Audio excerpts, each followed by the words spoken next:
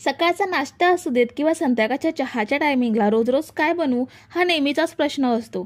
त्यात आपण जो पदार्थ बनवणार तो झटपट असणारा पाहिजे। तर आज आपण खीर बनवायच्या शेवया असतात त्यापासून झटपट होणारा नाश्त्याचा पदार्थ बनवणार आहोत। तर सर्वात आधी आपण एका मिक्सिंग बाउलमध्ये 2 वाटी शेवया घेऊयात।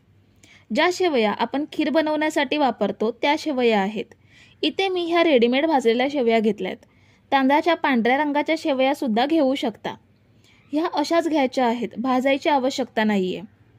आता यामध्ये बारीक किसलेला गाजर घेऊयात। एक कांदा बारीक चिरून घ्यायचा आहे। थोडीशी कोथिंबीर घेऊयात। अर्धा चमचा आला लसूण पेस्ट घ्यायची आहे। आता नाश्त्याला छान अशी फोडणी देऊया। पॅन मध्ये 2 चमचे तेल घ्यायचे आहे। त्यामध्ये अर्धा चमचा जिरं घेऊया। कढीपत्त्याची पाने बारीक कापून घ्यायची आहेत। 3 ते 4 तिखट हिरव्या मिरच्या घेतल्यात। मिरच्यांचं प्रमाण आवडीनुसार कमी जास्त करू शकता। पाव चमचा हिंग घ्यायचा आहे। आता ही फोडणी अर्धा मिनिट परतून घेऊया। आता ही तयार केलेली फोडणी मिक्सिंग बाउलमध्ये घ्यायची आहे। 1 वाटी दही घेऊयात।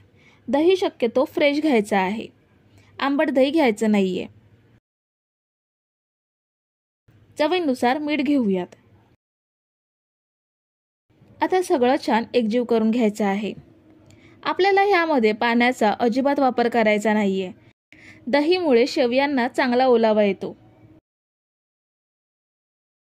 हे बघा, सगळ्या शेवया दह्यामध्ये भिजल्या गेल्यात। आता आपल्याला हे फक्त 5 मिनिटे झाकून ठेवायचं आहे।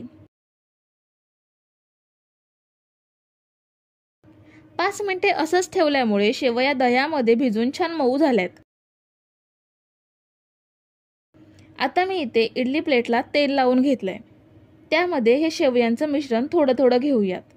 मिश्रण दाबून दाबून भरायचं नाहीये, हलका हलका जेवढं बसेल तेवढं भरून घ्यायचं, म्हणजे शेवया छान वाफल्या जातील। आता ह्या इडल्या आपण 10 मिनिटं वाफवून घेऊयात। 10 मिनिटे आपण ह्या इडल्या वाफवून घेतल्यात। आता ही प्लेट काढून थंड करून घेऊया। इडल्या थोड्या कोमट झाल्यात। आता आपण ह्या काढून घेऊया। ह्या बघा, अगदी सहज इडली पात्रातून वेगळ्या होत आहेत। खूप छान इडल्या तयार झाल्यात आणि चवीला सुद्धा अप्रतिम लागतात। शिवाय बनवायला सुद्धा जास्त वेळ लागत नाही। सकाळच्या घाईच्या वेळी सुद्धा झटपट हा पदार्थ बनवू शकता। तर मंडळी, रेसिपी कशी वाटली हे कमेंट करून नक्की सांगा आणि व्हिडिओला न विसरता लाईक करा। रेसिपी तुमच्या मित्रमैत्रिणींसोबत शेअर करा आणि चॅनलला सबस्क्राईब केलं नसेल तर लगेच सबस्क्राईब करून घ्या। Thank you.